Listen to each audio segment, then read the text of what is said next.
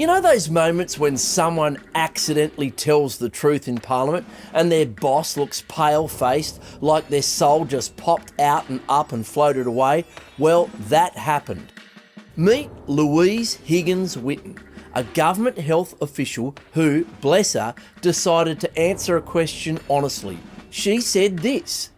We can look to the experience in, for example, the US. Yep. And we know that where medicinal cannabis has been introduced, if they look at crash rates overall, the few studies that have been done don't show that you get an increase in your overall crash rate from just having medicinal cannabis.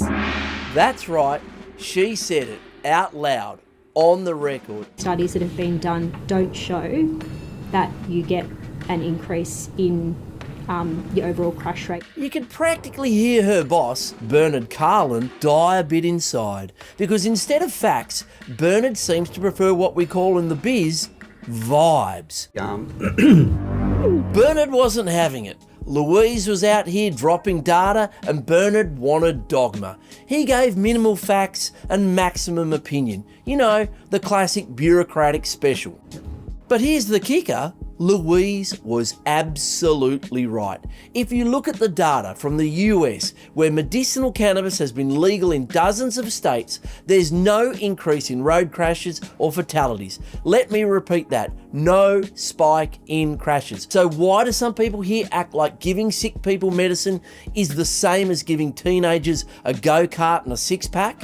Right now, in New South Wales, someone can legally take prescribed medicinal cannabis, drive perfectly safely, test positive days later, and lose their licence and livelihood, even though there's no impairment, no risk, and according to actual research, no rise in accidents. But for some reason, if you gave them highly addictive prescribed opiates, then it would be perfectly fine. That doesn't make sense. So when Louise calmly explained that to Parliament, her boss looked like she'd said that the earth isn't flat.